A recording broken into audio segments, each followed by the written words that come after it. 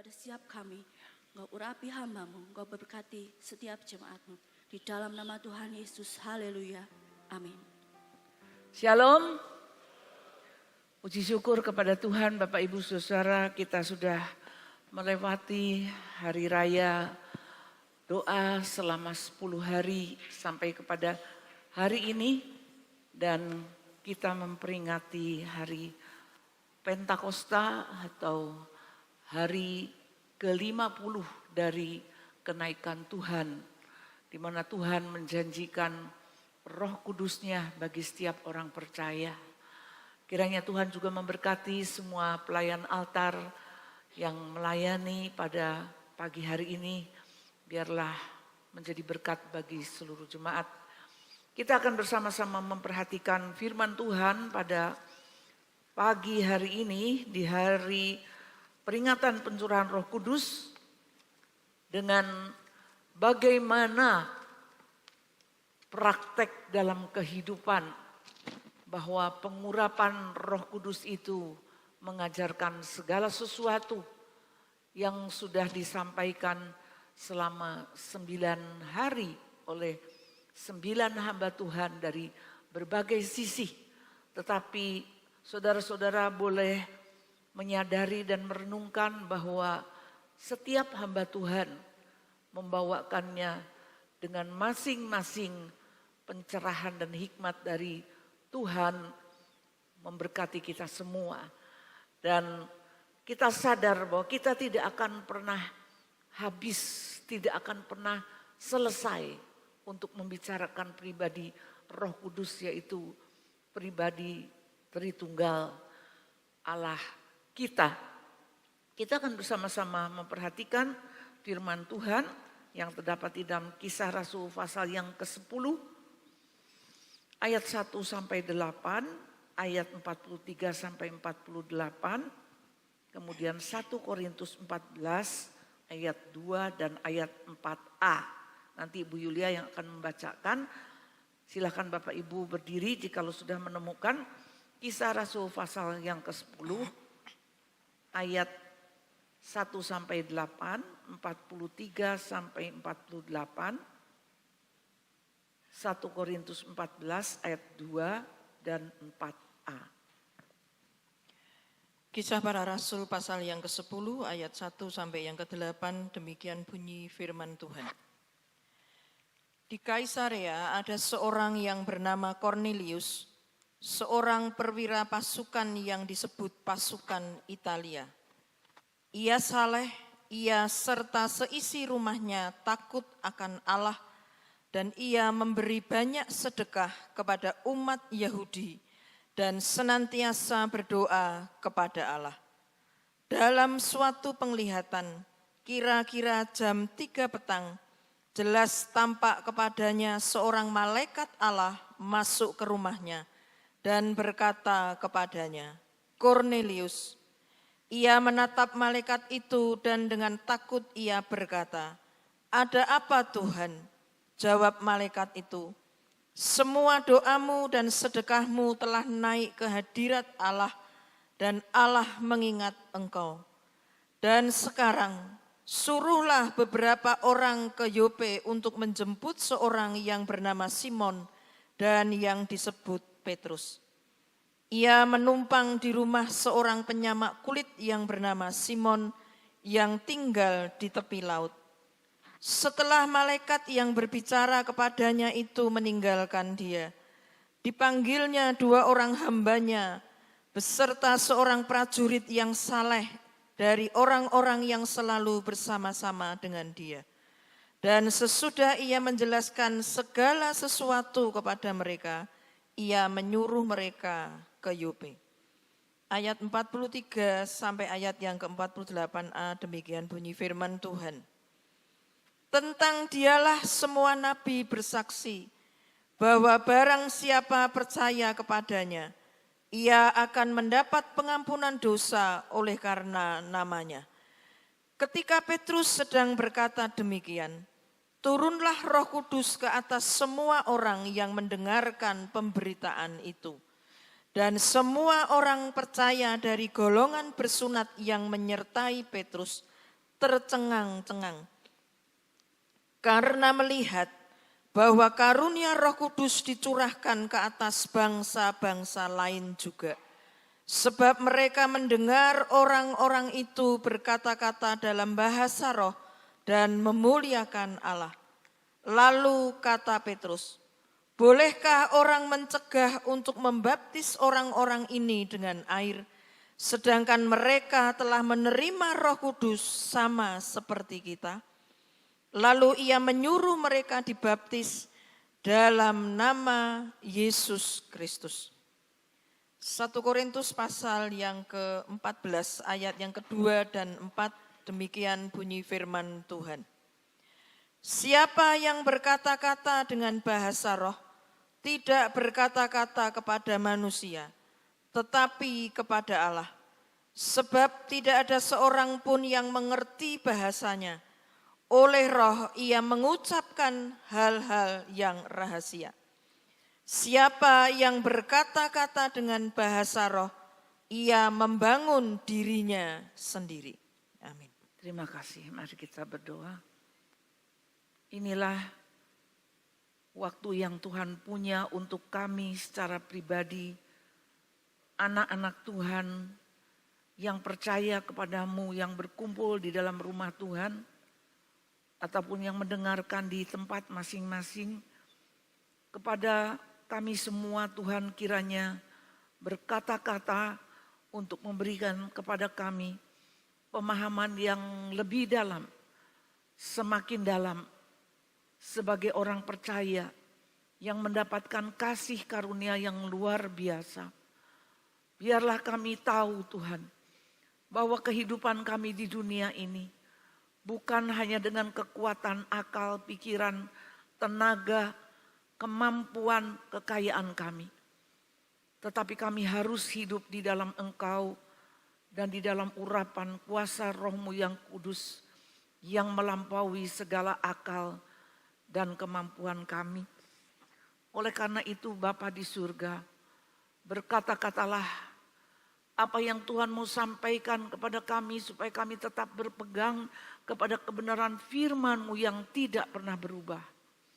Buatlah kami sungguh-sungguh Tuhan melekat kepada apa yang Tuhan janjikan sebagai anugerah kasih karunia dalam kehidupan kami di dunia yang terus berubah ini sampai kepada akhir zaman.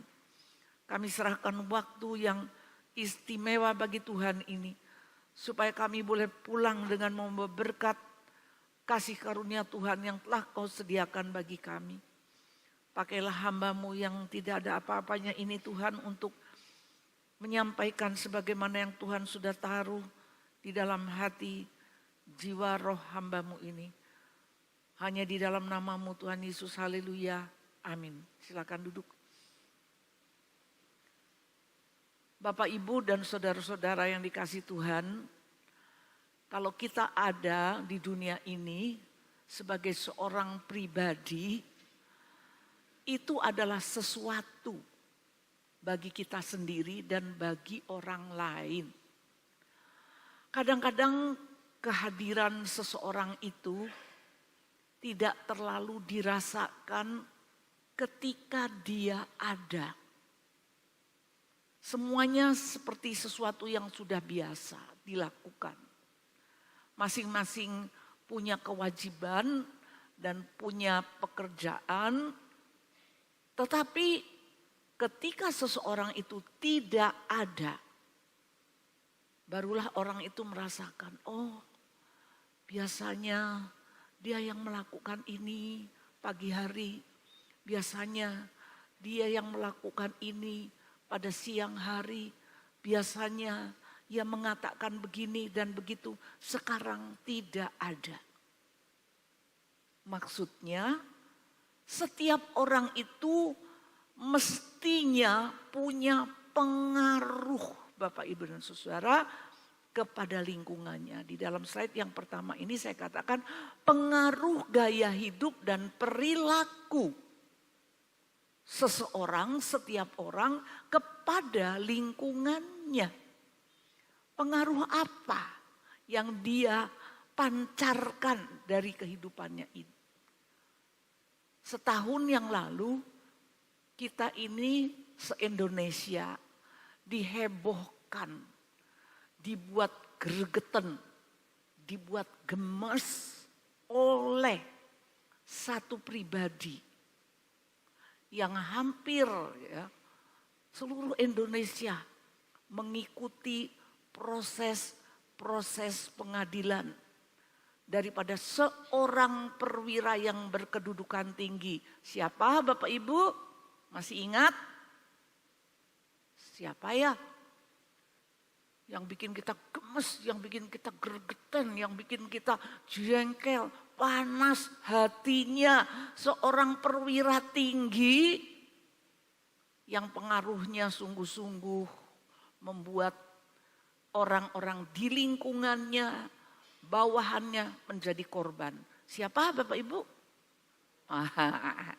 Iya. Begitu. Dia adalah seorang anak Tuhan.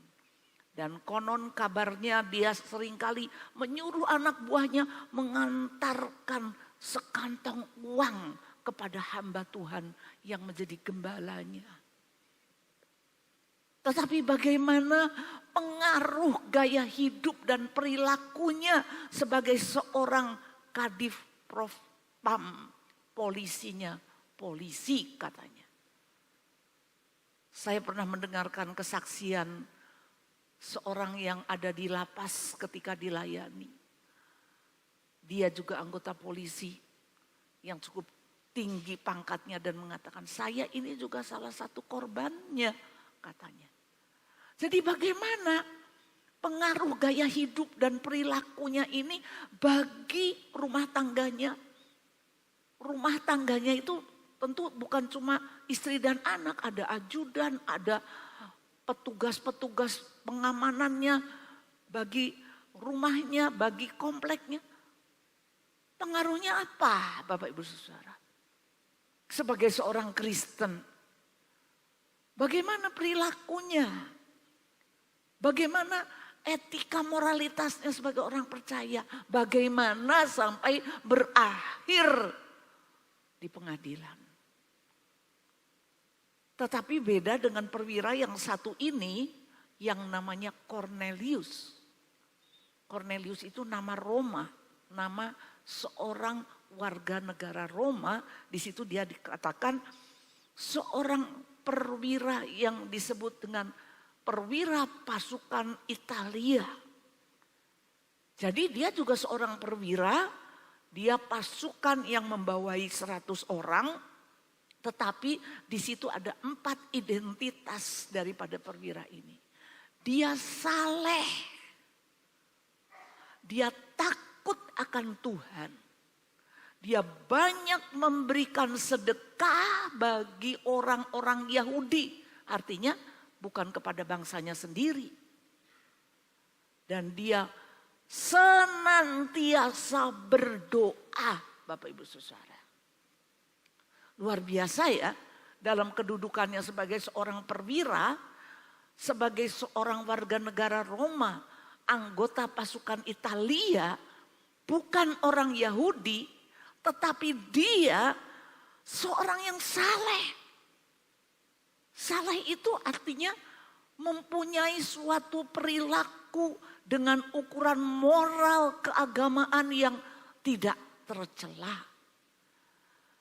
Dan dia banyak memberikan sedekah. Kalau dikatakan banyak itu artinya tidak terhitung dan berjenis-jenis cara dia memberikan sedekah kepada orang Yahudi yang bukan semuhrim dengan dia. Tetapi oleh karena dia simpatik dengan ajaran orang-orang Yahudi ini, dia ikut berdoa senantiasa kepada Allahnya orang Yahudi ini dan seisi rumahnya. Seisi rumah tangga itu ada prajuritnya, ada ajudannya, ada hamba-hamba sahayanya. Di situ kan dengan seisi rumahnya. Jadi pengaruh daripada gaya hidup seorang perwira dan perilakunya ini punya dampak. kepada seisi rumahnya. Ini sudah menjadi suatu hal yang luar biasa bagi kita Bapak, Ibu dan saudara-saudara. Bahwa sebagai seorang perwira yang sibuk urusan negara, seorang perwira yang sibuk dengan urusan-urusan kemiliterannya sehari-hari, dia masih melakukan sedekah, doa. Sebagai seorang yang sedemikian itu pengaruhnya bisa dirasakan. Ini adalah hal yang dicatat oleh Alkitab. Bapak, Ibu dan saudara, itu penting. Karena apa? Karena dia bukan warga negara Yahudi. Dan apa yang menjadi hasil daripada semuanya itu tidak hanya seperti itu saja, namun itu telah membawa dia kepada sebuah pengalaman pada suatu hari. Kira-kira pukul 3 siang. Pada beberapa minggu yang lalu saya pernah mengkhotbahkan juga tentang Petrus dan Yohanes naik ke bait Allah pada pukul 3 siang waktu jam sembahyang. Ini pun juga dialami oleh Kornelius, sebuah pengalaman yang sama pada jam sembayangnya orang Yahudi. Artinya dia sedang melakukan itu, kemudian jelaslah tampak kepadanya. Kata di sini jelaslah tampak kepadanya, artinya dia bukan halu Bapak Ibu Saudara. Bukan ketok-ketoken, bukan. Tetapi jelaslah tampak kepadanya seorang malaikat Tuhan, dan malaikat itu masuk ke dalam rumahnya.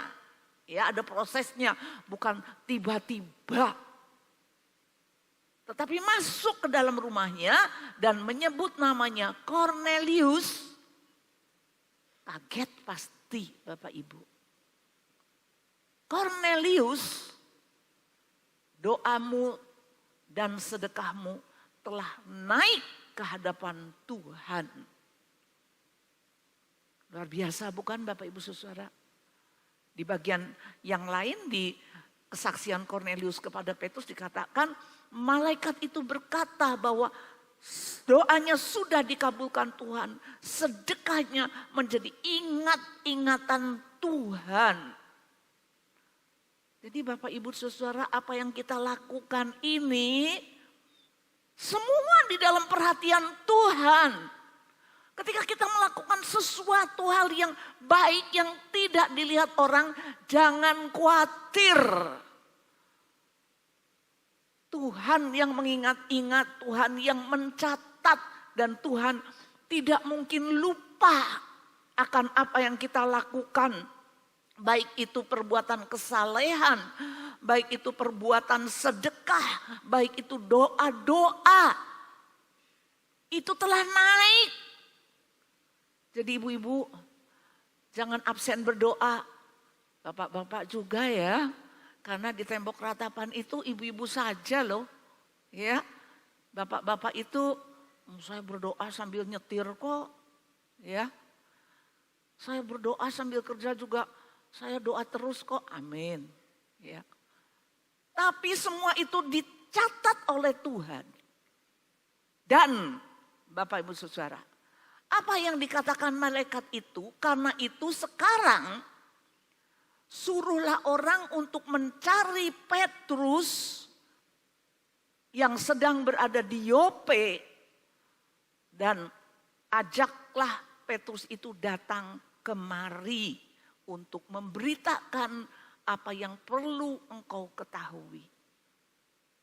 Di sini mengandung suatu pengertian yang penting bagi kita Bapak Ibu Saudara, bahwa apa? Yang berikutnya, kesalehan sejati yang teruji tidak serta-merta menjadi jaminan keselamatan. Ini mematahkan teori Kristen progresif yang mengatakan kalau orang sudah baik, baik sekali, tidak ada celahnya, menurut Brian Shawarta, masa nggak masuk surga? Nah ini pola yang dipakai di dalam Alkitab itu bahwa seorang yang justru saleh, seorang yang justru tekun, seorang yang justru begitu mahir dan fasih dan taat di dalam sebuah keyakinan dan berdoa kepada Allah yang dia kenal, dia akan dituntun kepada jalan kebenaran yang sudah disediakan oleh Allah. Kalau Bapak, Ibu, Saudara sering mendengarkan orang-orang yang menyeberang keyakinan, justru itu adalah mereka yang taat, soleh, sedekah, dan berdoa. Bahkan doa yang tepat waktu. Dan melihat sebuah penglihatan untuk dituntun menerima keselamatan. Jadi Bapak Ibu Saudara dalam slide yang selanjutnya, bahwa kesalehan yang sejati dan teruji itu tidak otomatis. Tidak secara langsung diterima. Ia dengan mengatakan, oh saudara masuk di ruang nomor 14 di surga ya. Oh saudara masuk di ruang nomor 13. Kalau lewat ruang nomor 8 diam-diam. Kenapa? Ruang nomor 8 tuh orang Kristen nanti protes. Ya, loh kok ini bisa masuk? Loh kok itu bisa masuk? Lewat jalan mana? Tidak seperti itu sama sekali Bapak Ibu Saudara. Jadi Bapak Ibu harus tahu apa yang dikatakan, yang di-sharingkan, yang menjadi sebuah pendapat baru daripada Kristen progresif itu kalau orang sudah berbuat baik. Justru kalau sudah berbuat baik, tekun, mencari, berusaha, melakukan segala syariatnya, akan dibawa kepada sebuah pengalaman supranatural untuk bisa mengenal kebenaran. Bahkan ada seorang yang pernah bersaksi Bapak Ibu Saudara. Ketika dia pulang mengajar, minum di sebuah warung, lihat di seberang warung itu ada spanduk bergambar Tuhan Yesus. Dia terkejut, itu kok sama wajahnya dengan apa yang saya pernah lihat dalam penglihatan saya. Kemudian dia tertarik ke arah spanduk itu, dia datangi. Ternyata itu adalah sebuah gereja. Dan dia coba ingin masuk, permisi untuk melihat seperti apa dalamnya. Untuk meng-cross check pengalamannya. Halu atau memang itu sebuah penglihatan. Artinya apa Bapak Ibu? Ada proses, slide selanjutnya. Ada proses untuk pengenalan kepada keselamatan yang memang disediakan melalui Yesus Kristus. Di dalam kejadian daripada Kornelius ini, bukan malaikat itu yang langsung memberitakan Injil, bukan. Bukan tugas malaikat untuk memberitakan Injil, bukan. Karena dia itu bukan manusia. Tetapi amanat agung itu bagi manusia, Bapak Ibu Saudara. Amanat agung itu tidak disampaikan oleh Tuhan Yesus di antara para malaikat, bukan. Tetapi amanat agung itu diberitakan dalam Matius 28 ayat 19-20 itu kepada murid-murid pengikut Yesus ketika Yesus akan naik ke surga. Kalau malaikat itu yang memberitakan, kita akan bilang haleluya. Berarti bukan aku yang tugaskan. Bukan tugasku kan, itu malaikat. Tapi tidak Bapak Ibu Saudara. Malaikat itu menyampaikan sekarang suruhlah orang untuk mencari Petrus yang ada di Yope. Artinya harus ada usaha untuk bisa melakukan proses sampai kepada pengenalan akan Yesus Kristus sebagai jalan keselamatan itu, Bapak, Ibu, dan Saudara, bukan cukup sampai melihat penglihatan. Kadang-kadang dalam banyak pengalaman kesaksian, penglihatan itu membuat orang semakin ingin tahu siapa yang menampakkan diri kepadaku itu, siapa. Karena wajahnya tidak kelihatan, karena wajahnya bercahaya. Tetapi sosoknya seperti ini, sosok siapa? Dan dia mengatakan ikutlah aku, kemana ikutnya? Kepada siapa aku harus bertanya? Berjalanlah di situ proses. Di sini Bapak, Ibu, dan Saudara, kalau Bapak memperhatikan dari ayat yang ke-9 dan seterusnya, malaikat itu mengatakan dia sekarang ada di Yope, di rumah Simon, seorang penyamak kulit yang tinggal di tepi laut. Tidak ada RT RW-nya, jalannya namanya apa, tidak. Harus dicari. Setelah Kornelius itu menceritakan segala sesuatunya kepada seisi rumahnya, maka dia mengutus 2 orang hambanya dan 1 prajurit untuk mencari Petrus ke Yope. Kaisaria, tempat tinggal Kornelius itu adalah Syria. Jauh dari Yope, 96 kilometer Bapak, Ibu, Saudara. Kalau diukur secara kilometer itu sama dengan Salatiga Wonosobo, ya. Saya cross check jauhnya seperti mana. Jauhnya seperti Salatiga Wonosobo kira-kira berapa jam kalau naik mobil? Bisa 5 jam. Mereka jalan kaki. Jalan kaki dari Kaisaria menuju Yope sambil tanya sana, tanya sini, tanya situ. Karena tidak ada indikasi alamat yang pasnya. Yang penting Simon penyamak kulit di pinggir laut. Yope itu juga adalah kota pantai. Jadi mereka terus menyusuri dari pantai di Kaisaria itu sampai ke Yope, ke tempat Simon penyamak kulit, itu perjalanan 21 jam, Bapak Ibu. Ada catatan jam di dalam Alkitab. Dari jam 3 sekian mereka itu berangkat setelah diberikan penjelasan-penjelasan oleh Kornelius. Keesokan harinya, apa yang dialami oleh Petrus? Kira-kira ketika hampir jam 12 waktu makan siang, Petrus itu lapar, tetapi yang punya rumah belum menyediakan makanan, maka dia naik dulu ke atas untuk istirahat. Tapi di dalam istirahatnya, inilah Roh Kudus yang berkarya secara luar biasa dan mengajarkan segala sesuatu itu bisa dalam bentuk seperti ini. Melihat secari kain yang tergantung pada keempat sisinya, dan di situ kelihatanlah bermacam-macam binatang berkaki 4, binatang melata dan burung-burung. Dan Petrus mendengar suara, sembelihlah, makanlah. Nah, suara itu audible atau di dalam hati, tetapi yang penting Petrus itu mendengar. Dan Petrus bilang, oh tidak Tuhan, tidak, aku tidak biasa makan yang haram Tuhan. No Tuhan, ini babi, ini anjing. Kalau kita mungkin, haleluya babi, nanti kita buat babi guling RW, aduh. Ya. Kemarin kan Pak Nuh bilang mau beli RW aja nggak bisa. Teman-temannya beli RW di Palang. Ya. Itu yang muncul itu binatang haram Bapak Ibu Saudara.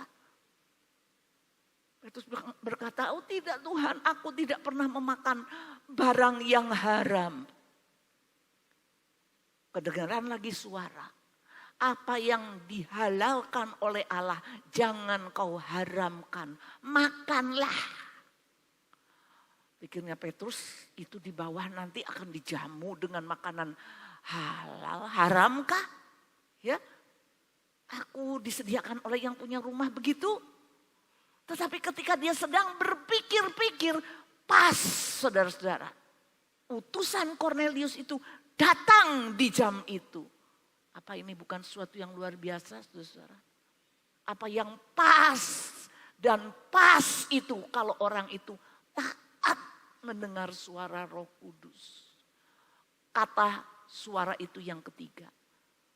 Turunlah, ada 3 orang yang mencari kamu, jangan takut, pergilah bersama-sama mereka karena aku yang menyuruh mereka menjemput engkau. Clear bukan? Saya pernah tidak taat kepada Roh Kudus dan saya sangat menyesal sampai puluhan tahun, Bapak Ibu Saudara. Suatu hari saya mendengar ya di dalam hati saya, bukan audible. Pergi lo ke sana.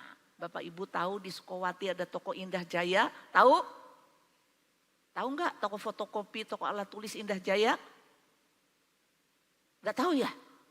Ini bukan orang Salatiga ya? Suruh pergi ke sana Bapak Ibu Saudara.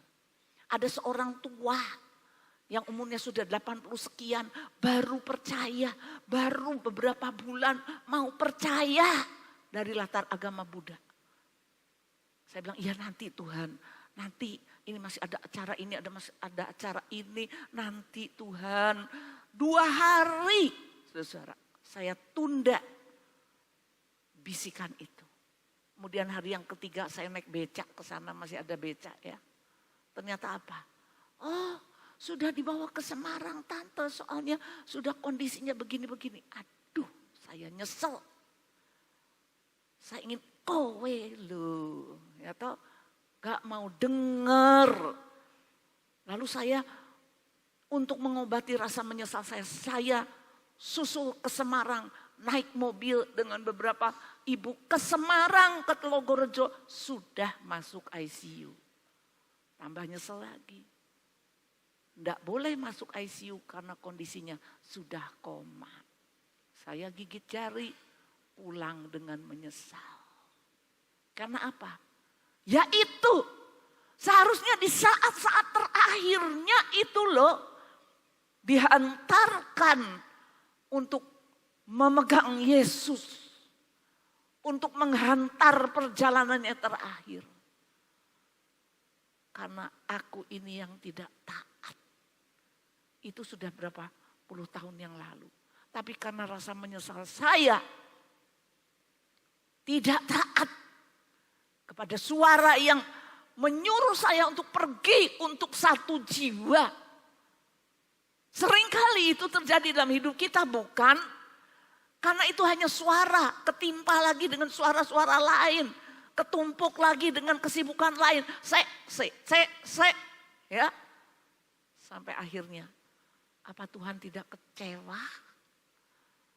Memang orang itu akan selamat. Tetapi betapa indahnya Tuhan punya cara lain tentunya. Tetapi jangan katakan kalau kita mendengar sebuah suara yang lembut, jangan kita katakan Roh Kudus manis dan lembut, sekali lembut sampai tidak didengarkan. Yang kedua, seorang ibu RT waktu saya masih di Klaseman. Sakit, patah kaki di Solo, di rumah sakit Dr. Tunjung.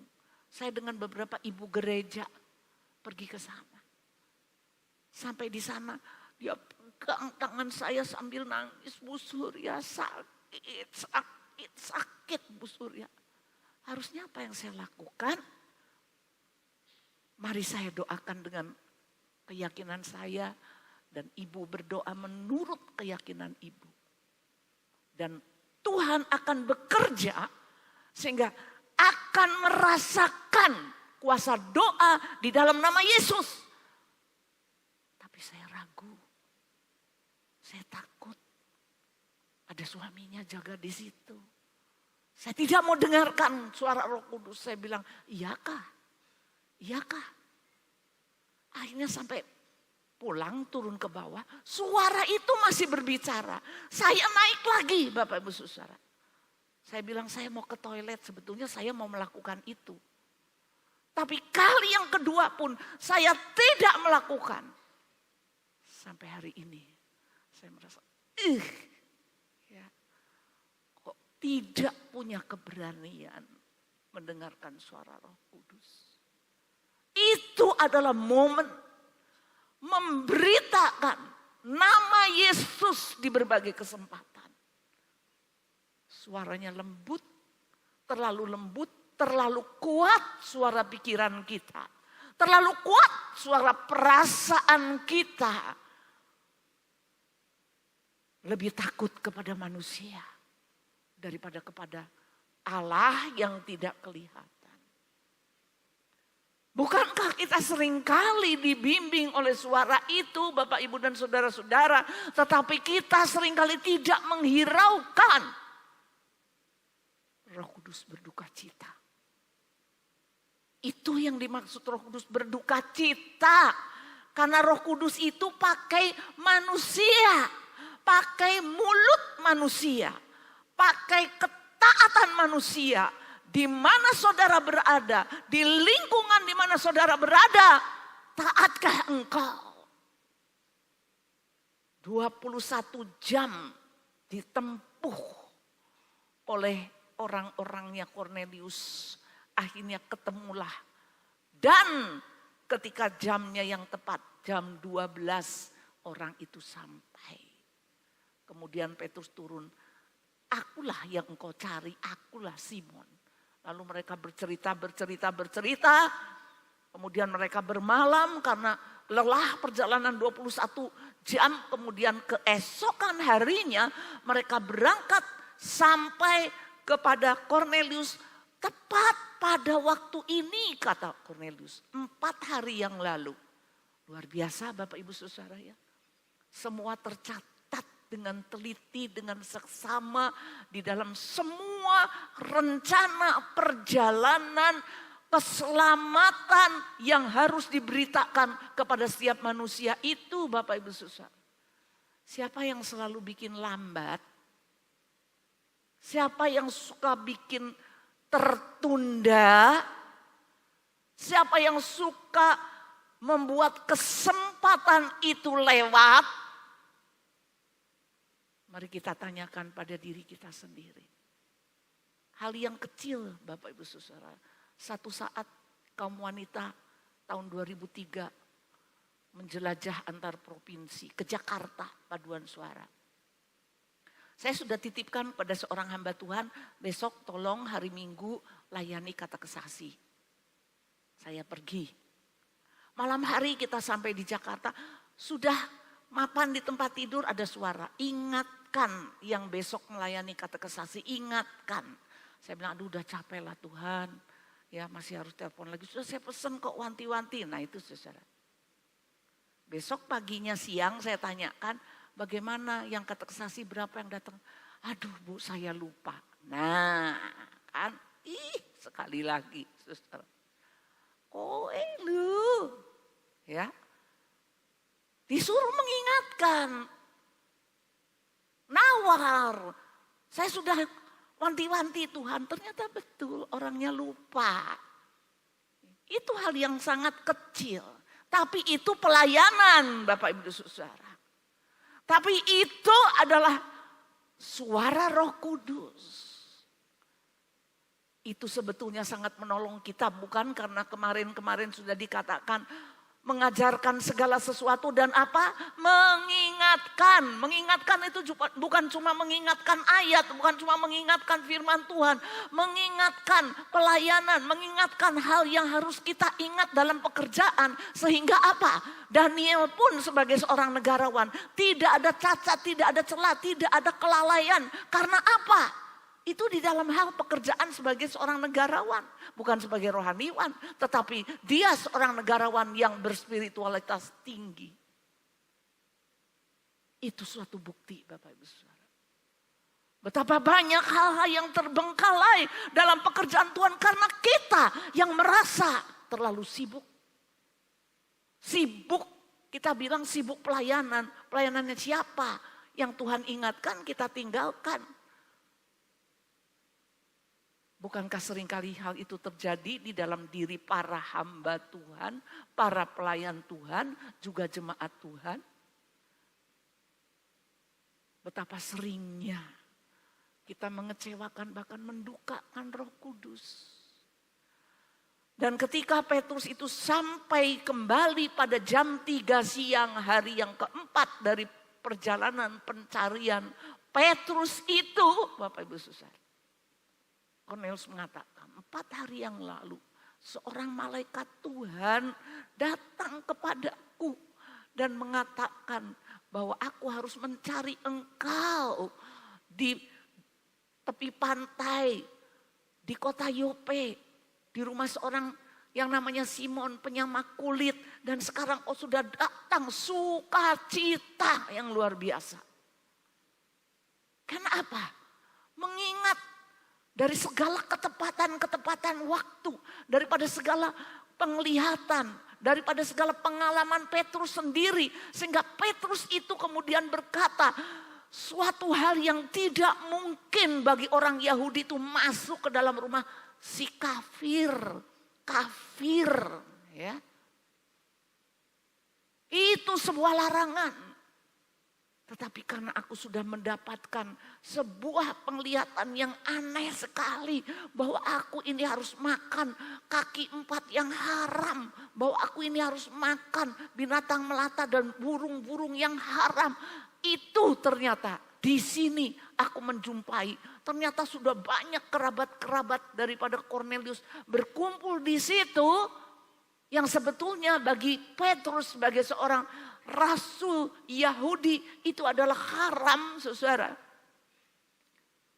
Dan di ayat yang ke-42 Petrus mengatakan, sesungguhnya aku telah mengerti sekarang bahwa Tuhan itu tidak memandang rupa untuk orang bisa mendengarkan Injil. Jadi slide yang berikutnya Bapak Ibu Saudara adalah apa?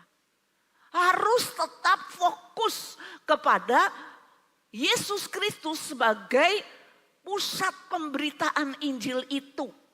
Jadi tidak ada jalan tanpa Yesus Kristus. Jangan pernah bergeser dari apa yang Yesus katakan. Tidak seorang pun sampai kepada Bapa kecuali melalui aku. Karena aku inilah jalan kebenaran dan hidup. Itu tidak bisa ditawar, tidak bisa dikompromi, tidak bisa ditoleransi, tidak bisa dibatalkan oleh ajaran manapun yang akan timbul akhir zaman ini, Bapak Ibu Saudara.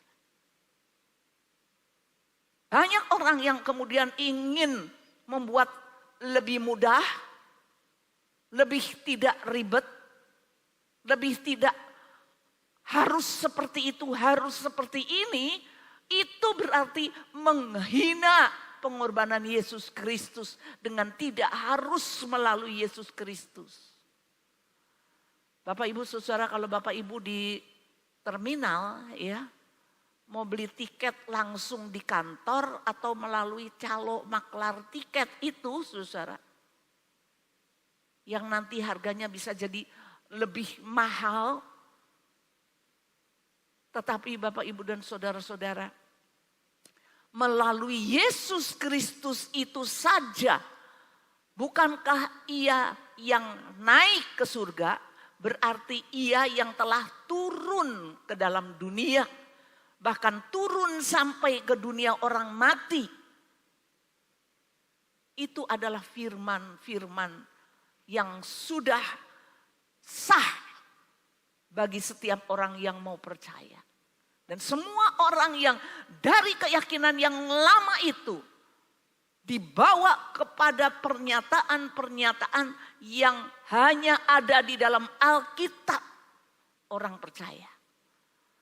Oleh karena itu Bapak Ibu dan Saudara yang dikasihi Tuhan, ketika Petrus menceritakan riwayat Yesus dari mulai dibaptis oleh Yohanes ayat 43 sampai 48, bagaimana Yesus Kristus itu kemudian disalibkan, mati oleh karena segala dosa manusia, kemudian bangkit pada hari ketiga dan naik ke surga, itu yang belum pernah didengar oleh Kornelius.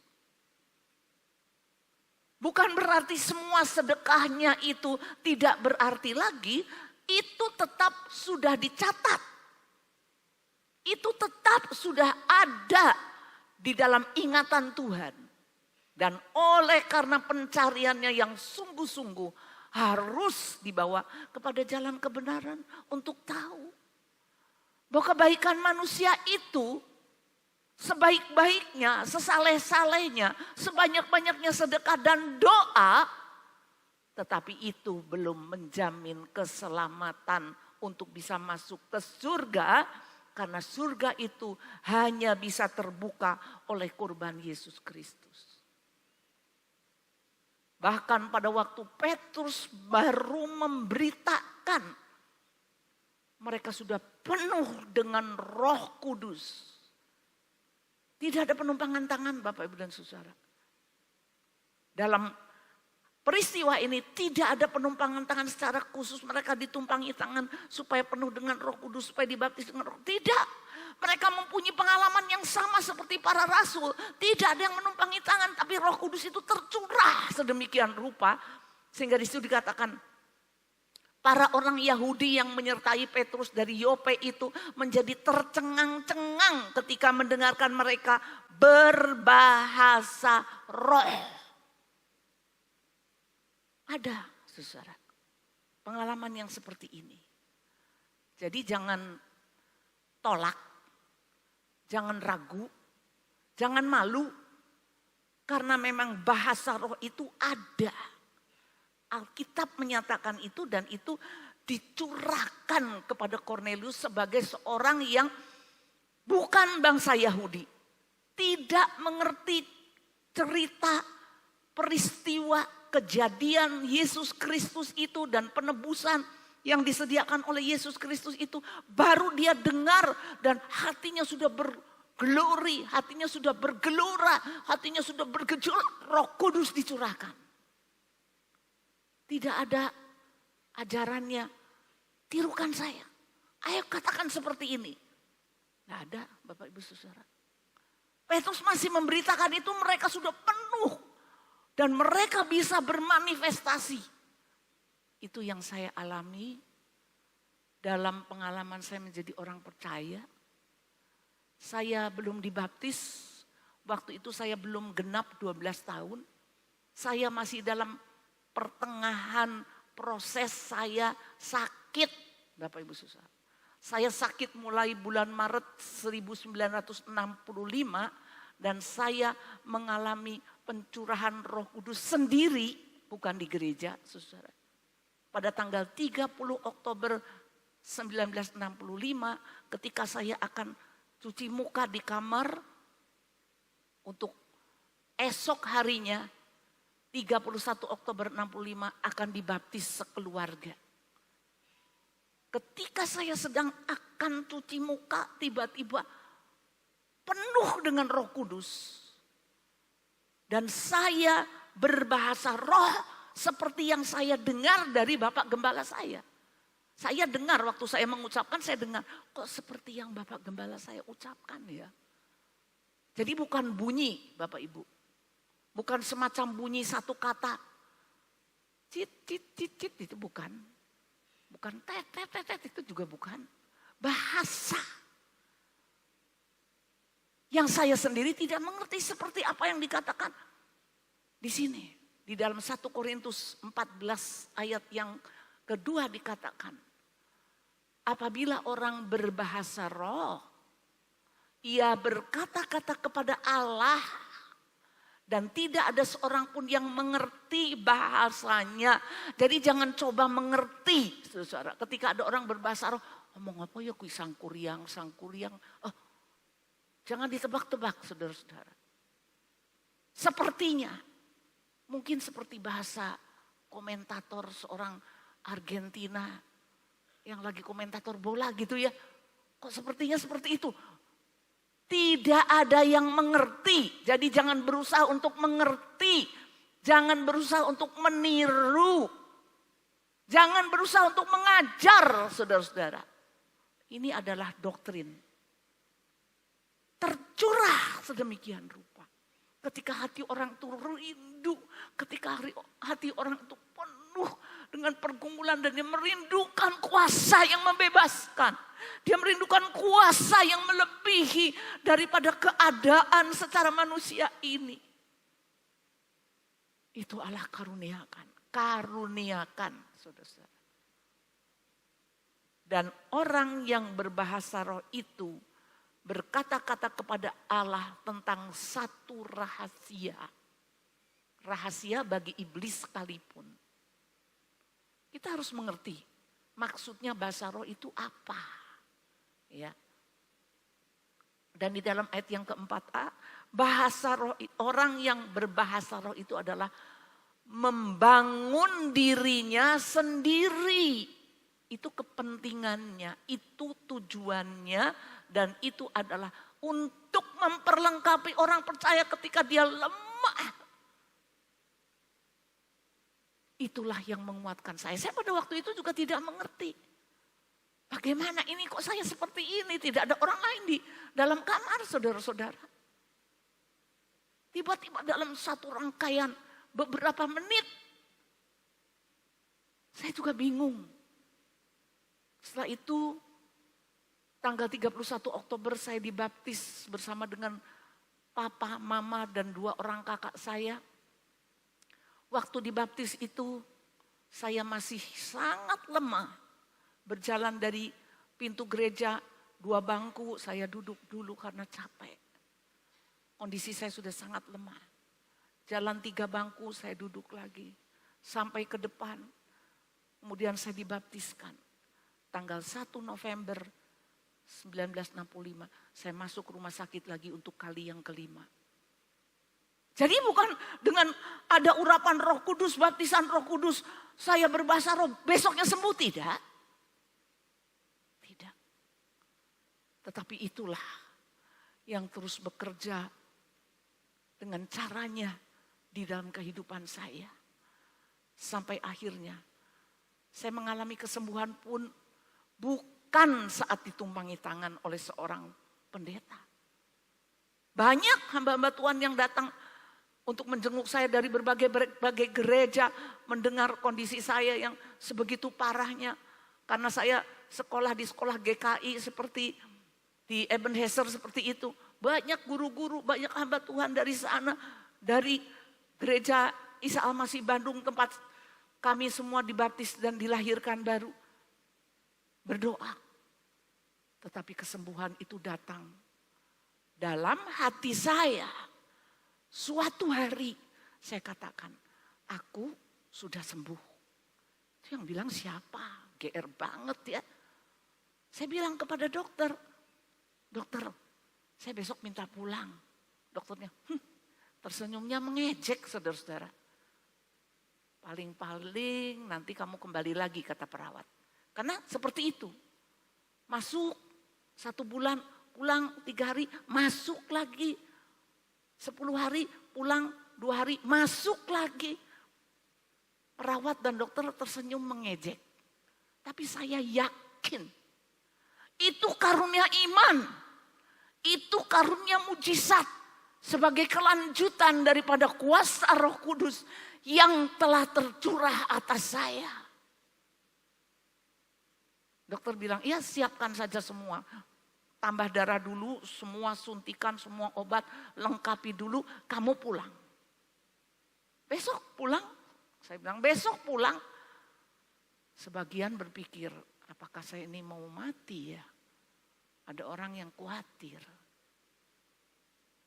Itu adalah sudah tahun 1967, Bapak Ibu Saudara. Saya pulang, dan ketika 1 bulan kemudian, semua darah saya dicek, tidak turun.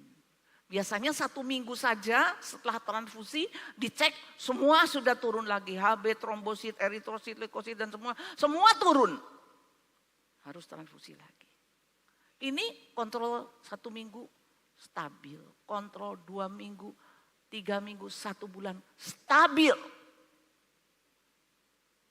Dokter yang tadinya tertawa mengejek, dia geleng-geleng kepala. Geleng-geleng kepala. Wonderful. It is a miracle. Dia mengakui seperti itu. Jadi tidak melalui jamahan. Tidak melalui orang yang berkarunia. Tetapi karunia iman, karunia kesembuhan bukan karunia menyembuhkan, karunia kesembuhan bekerja. Terus bekerja, terus tanpa henti bekerja. Saudara-saudara, rindukah hal yang seperti ini terjadi dalam hidup? Saudara-saudara, rindukah engkau diproses oleh Roh Kudus? Bukan engkau digilas oleh perubahan zaman. Terus bekerja sampai mendorong saya dengan satu kekuatan bahwa saya dipanggil Tuhan. Sampai terrealisir tindakan. Saya tinggalkan orang tua, saudara, kampung halaman, dan semuanya untuk memenuhi panggilan Tuhan. Itu kuasa Roh Kudus. Bagi semua orang yang rindu hidupnya mengalami urapan curahan kuasa Roh Kudus dengan berbagai karunia, saudara akan mengalami hal itu, karena hal itu bagi setiap orang percaya. Karena hal itu bagi saudara semua tanpa terkecuali. Kornelius yang ada jauh-jauh dari pusat ibadah. Kalau hatinya condong kepada Tuhan. Kalau hatinya mau taat dan saleh dan terus berdoa. Naik ke hadapan Tuhan. Tuhan atur semua proses itu. Orang-orang dari keyakinan lain boleh menyeberang. Dan mereka sekarang tahu apa itu arti salib. Jangan sampai orang Kristen itu justru tidak mengerti arti salib. Apa itu penderitaan. Yang diminta janji itu hanya berkat mujizat. Slide yang terakhir, konsistensi Allah di dalam perjanjiannya. Polanya sama, Bapak Ibu Saudara. Polanya sama.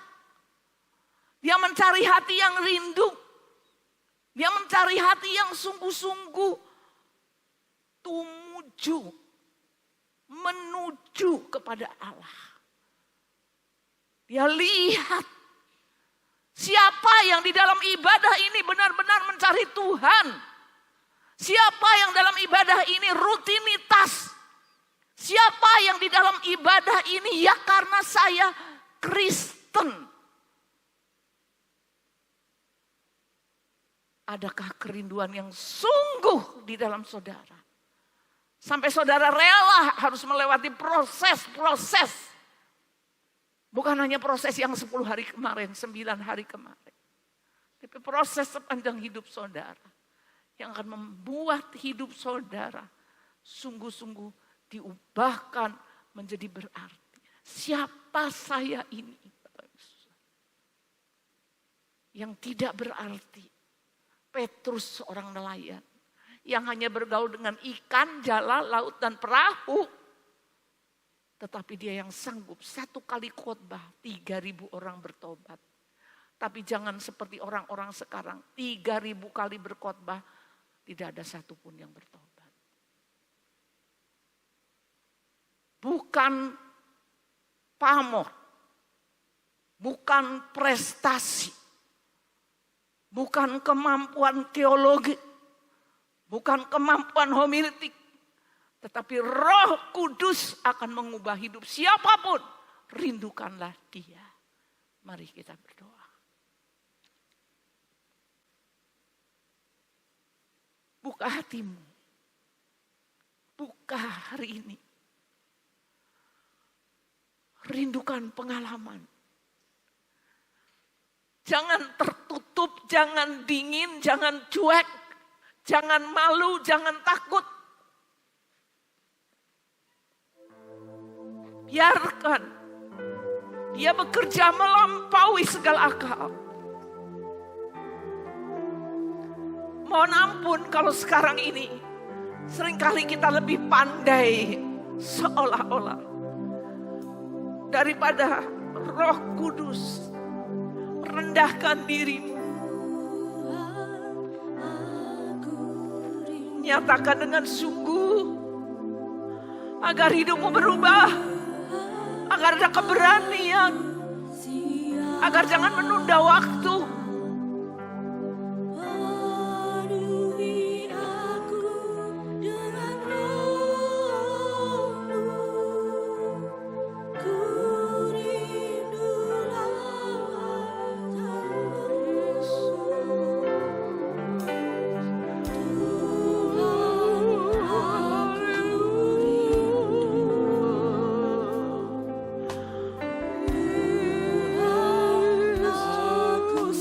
usahakan dengan sungguh